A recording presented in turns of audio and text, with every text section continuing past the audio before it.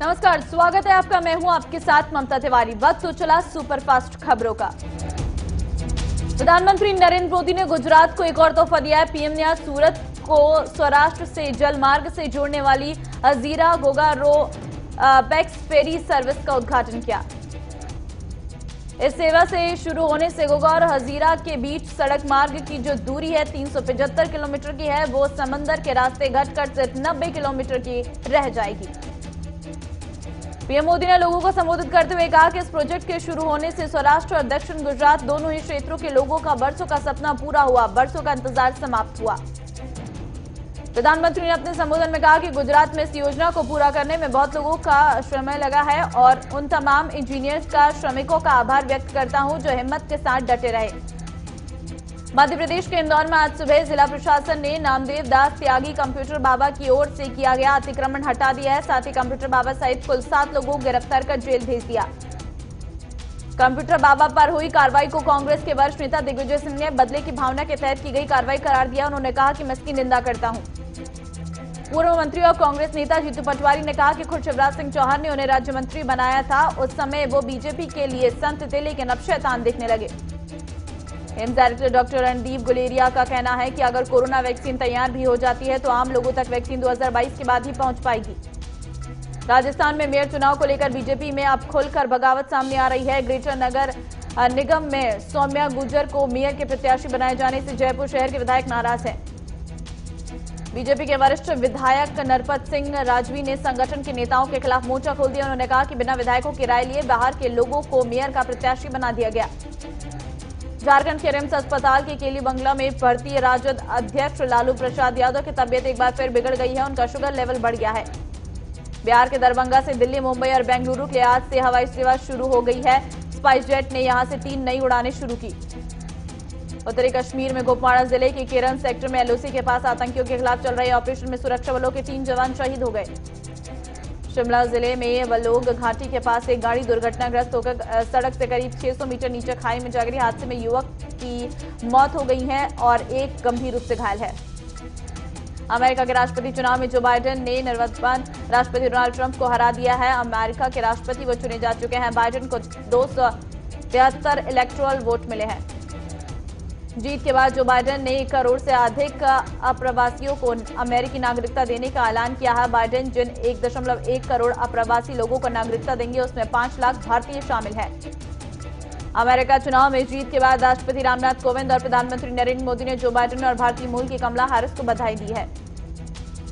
एक अन्य ट्वीट में पीएम मोदी ने कहा कि कमला हैरिस की सफलता सभी भारतीय अमेरिकियों के लिए गौरव की बात है। कांग्रेस अध्यक्ष सोनिया गांधी, राहुल गांधी, शशि थरूर, आदित्य ठाकरे, महबूबा मुफ्ती और अन्य नेताओं ने भी बाइडेन और कमला हैरिस को बधाई दी।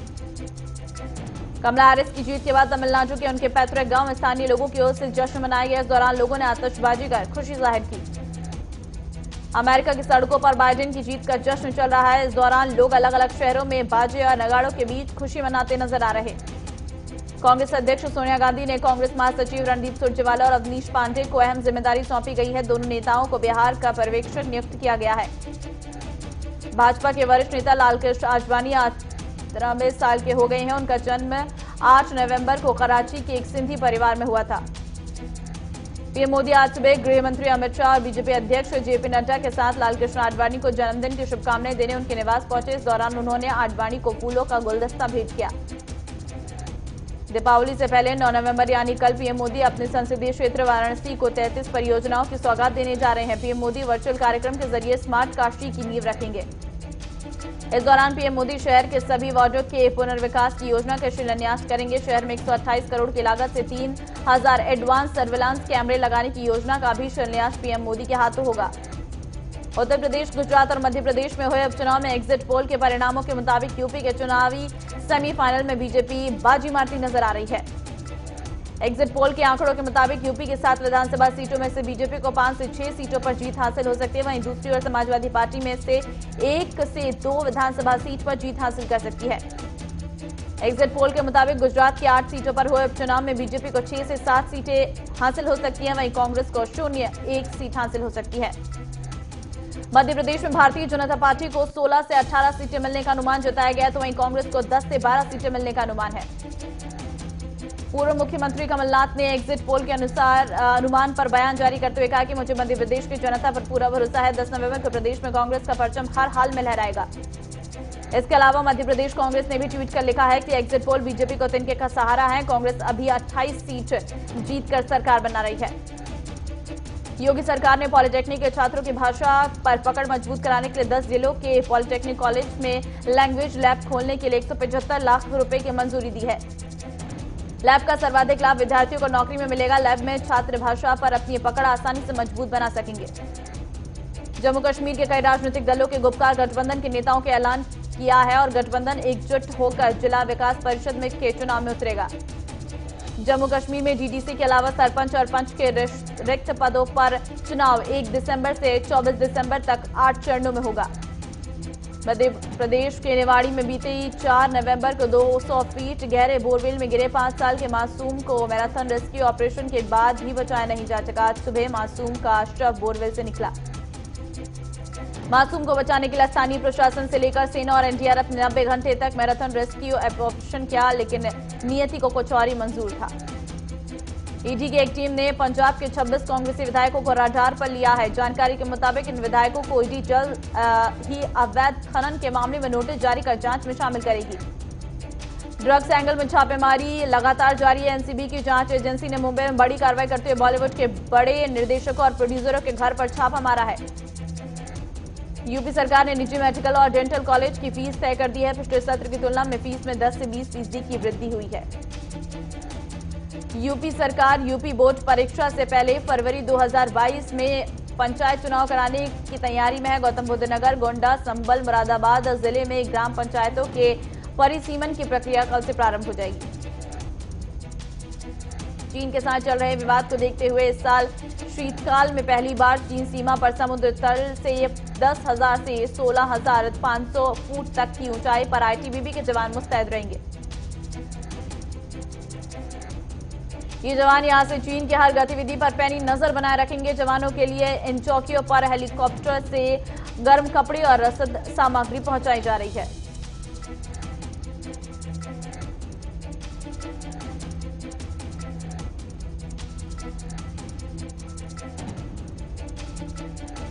इसरो ने इतिहास रचते हुए अपने प्रक्षेपण यानी PSLV-C 49 से 10 सैटेलाइट को सफलतापूर्वक लॉन्च कर दिया है।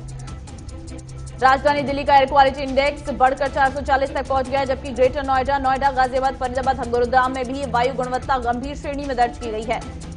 सीपीसीबी के आंकड़ों के अनुसार आज सुबह दिल्ली के आनंद विहार में EQI 431, जहांगीरपुर में 465, पंजाबी बाग में 426 और रोहनी में 424 रिकॉर्ड किया गया, जो कि गंभीर श्रेणी में आता है। प्रदूषण का स्तर बढ़ने से आसमान में सुबह सुबह स्मॉग यानी धुंध की चादर छाने लगी। ऐसे में पराली जलाने की घटनाओं में कमी नहीं आती है तो हालत बेहतर होने की कोई उम्मीद नहीं है। पिछले 24 घंटे में 45,674 नए मामले रिपोर्ट किए गए हैं। पिछले 24 घंटे में 559 लोगों की मौत रिपोर्ट की गई है। देश में वायरस से संक्रमित होने वाले कुल मरीजों की संख्या 85,07,754 है। वहीं देश में कोरोना वायरस से अब तक कुल 1,26,121 लोगों ने जान गंवाई है। शेरबाल में बीजेपी के रवि कांबले सेठवाल नगर पंचायत के अध्यक्ष चुने गए हैं। बीजापुर में छापेमारी के दौरान 3 किलो गांजा बरामद किया गया, लेकिन आरोपी फरार। पाली में नाकाबंदी के दौरान डोडा तस्करों ने पुलिस को देखकर फायरिंग की, जिसमें कांस्टेबल की गोली लगी है और तस्कर मौके से फरार। बोरनाजा में एक हैंडीक्राफ्ट फैक्ट्री में बॉयलर के फटने से 5 मजदूर झुलस गए। सभी घायलों को अस्पताल में भर्ती कराया गया है। लिंगानुपात में सिरसा जिला एक बार फिर प्रदेश में सबसे टॉप पर पहुंच गया। अक्टूबर महीने में सिरसा जिले में 1000 लड़कों के अनुपात में 947 लड़कियों का जन्म हुआ है। बदरपुर में प्रदेश कांग्रेस की महासचिव शिल्पी अरोड़ा ने कहा है कि महिलाएं और पिछड़े वर्ग के लोग अपनी सुरक्षा की स्वयं करें, सरकार के भरोसे न रहें।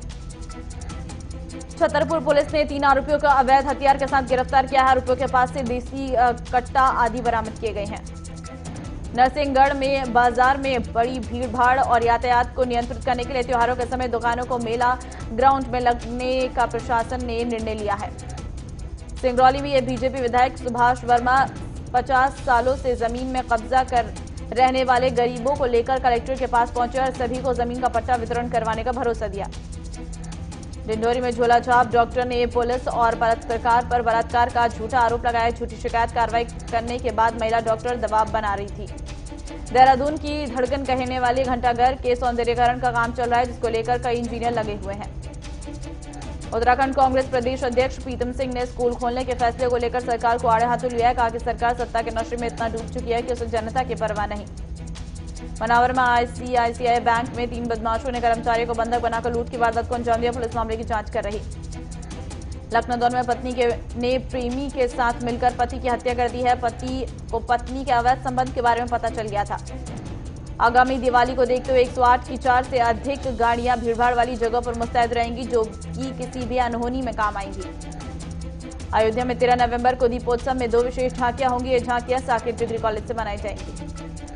उत्तराखंड कांग्रेस प्रदेश अध्यक्ष प्रीतम सिंह ने कहा है कि पीएम मोदी के नोटबंदी लागू करने का फैसला गलत है। नोटबंदी से देश की अर्थव्यवस्था तबाह हो गई।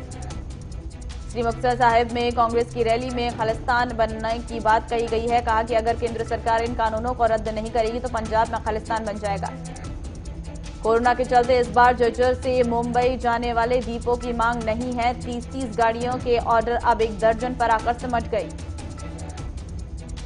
नोटबंदी पर छत्तीसगढ़ के पीसीसी चीफ मोहन मरकाम ने प्रेस कॉन्फ्रेंस कर कहा कि नोटबंदी से देश को फायदा नहीं हुआ है, नुकसान हुआ है। नोटबंदी से कालाधन, आतंकी घटनाएं नहीं रुकी। भारतीय रिजर्व बैंक के आंकड़े जारी करते हुए बताया कि बैंकों के ऋण में 5.06% की बढ़ोतरी हुई। बैंकों की जमा की 142.92 करोड़ रुपए हो गई है। आज भी पेट्रोल डीजल के दाम में कोई फेरबदल नहीं हुआ है। पेट्रोल की कीमत 81.06 रुपए प्रति लीटर है। डीजल की कीमत 70.46 रुपए प्रति लीटर है। गोल्ड के दाम 51,864 रुपए प्रति 10 ग्राम हो गया है और सिल्वर के दाम 64,450 रुपए हो गया। देश में क्रिप्टो करेंसी की मांग बढ़ गई है। एक बिटकॉइन की कीमत 11 लाख रुपए के ऊपर पहुंच गई है। व्हाट्सएप ने कई जरूरी अपडेट के साथ पेमेंट फीचर भी रोल आउट कर दिया है। अब व्हाट्सएप से पेमेंट और मैसेज भी कर पाएंगे। स्पाइसजेट को शेयर ट्रांसफर विवाद में 243 करोड़ रुपए नहीं जमा करना होगा। सुप्रीम कोर्ट ने हाई कोर्ट के आदेश पर रोक लगाई है। मुकेश अंबानी और आईओसी के माधव वैद समेत दुनिया भर के दिग्गज 6th Abu Dhabi CEO round table में शामिल होंगे। पेट्रोकेमिकल सेक्टर में आर्थिक सुधार को लेकर चर्चा करेंगे। कमर्शियल कोल माइनिंग की नीलामी को अडानी एंटरप्राइजेस ने झारखंड का गोंदलपारा कोयला खदान जीत लिया है। नीरा राडिया की नेटी हेल्थ केयर समेत 2 कंपनियों पर केस दर्ज हो गया है। फर्जी खाते खोलकर 300 करोड़ रुपए का गबन किया है। एसबीआई के चेयरमैन दिनेश कुमार खारा ने कहा है कि अगले कारोबारी साल से अर्थव्यवस्था में तेजी आ सकती है। दुनिया भर में कोरोना संक्रमितों का आंकड़ा 4.96 करोड़ से अधिक हो गया है। 3,52,34,120 मरीज रिकवर हो चुके हैं। अब तक 1.55 करोड़ से ज्यादा लोग मौत के हो चुकी है। डेमोक्रेट पार्टी के उम्मीदवार जो बाइडेन अमेरिका के राष्ट्रपति बन गए हैं और बनेंगे। साथ ही साथ 77 साल के बाइडेन अमेरिका के राष्ट्रपति बनने वाले सबसे बुजुर्ग व्यक्ति हैं। जीत के बाद बाइडेन बोले, मैं ऐसा राष्ट्रपति बनने की प्रतिज्ञा लेता हूं जो समाज को जोड़ेगा। मैं लाल या नीले को नहीं, केवल संयुक्त राज्य को देखता हूं। डोनाल्ड ट्रंप हार मानने को राजी नहीं है। कहा, मुझे 7 करोड़ से अधिक वैध वोट मिले हैं। ये चुनाव मैंने जीता है। अमेरिकी राष्ट्रपति चुनाव में डेमोक्रेटिक पार्टी से अब बड़ी जीत दर्ज की है। इसके साथ ही अमेरिका में उपराष्ट्रपति का चुनाव जीतने वाली कमला हैरिस पहली महिला बन गई है। जीत के बाद कमला हैरिस ने कहा कि इस कार्यकाल में मैं पहली उपराष्ट्रपति हो सकती हूं, लेकिन आखिरी नहीं होंगी। चीन वुहान की नेगेटिव छवि को बदलने में लग गया है। इसके लिए वहां की सरकार टीवी, अखबार और इंटरनेट की मदद ले रही है। यूएई ने देश के मुस्लिम पर्सनल लॉ में सुधार के लिए बड़े बदलाव की घोषणा की। अब देश में अविवाहित जोड़ों को साथ रहने की आजादी होगी। ब्रिटिश पीएम बोरिस जॉनसन ने कहा है कि जैसे भगवान राम ने रावण को हराया, हम दिवाली कोरोना को हराएंगे। पाकिस्तान कोर्ट ने मंत्री को फटकार लगाई। 3 दिन में गिलगित बल्टिस्तान खाली करने को कहा। सुशांत सिंह राजपूत की मौत से जुड़े ड्रग्स मामले में अर्जुन रामपाल की प्रेमिका के भाई को एनसीबी ने एक बार फिर ड्रग पेडलर्स के साथ संबंध रखने के लिए हिरासत में लिया है। इस बार बिग बी के घर कोई पार्टी नहीं होगी। अभिषेक बच्चन ने पुष्टि करते हुए कहा कि इस साल हमने एक फैमिली मेंबर खो दिया। अर्नब की गिरफ्तारी पर कंगना का महाराष्ट्र सरकार पर निशाना साधा। बोली, ये लड़ाई सिर्फ अर्नब या मेरी नहीं, ये लड़ाई भारतवर्ष की है। इश्कबाज एक्टर नकुल मेहता ने अपने फैंस को गुड न्यूज दी है। नकुल ने हाल ही में सोशल मीडिया के जरिए जल्द ही पहली बार पिता बनने की अनाउंसमेंट की है। मेजर साहब के बाद अमिताभ बच्चन को फिर से अजय देवगन डायरेक्ट करेंगे। दिसंबर से हैदराबाद में माई डे की शूटिंग शुरू होगी। अबुधाबी में दिल्ली कैपिटल्स और सनराइजर हैदराबाद के बीच मैच खेला जाएगा। इस मैच को विजेता 10 नवंबर को मुंबई इंडियंस के साथ दुबई में खिताबी मुकाबला करेगी। आईपीएल से रॉयल चैलेंजर्स बेंगलुरु के बाहर होने के बाद विराट कोहली टीम इंडिया के बायो बबल में शिफ्ट हो गए हैं। 1-2 दिन में ऑस्ट्रेलिया दौरे के लिए प्रैक्टिस कोहली शुरू कर देंगे। पूर्व क्रिकेटर गौतम गंभीर ने कहा कि रॉयल चैलेंजर्स बेंगलुरु को एक नए कप्तान की जरूरत है। विराट को हार की जिम्मेदारी लेनी चाहिए।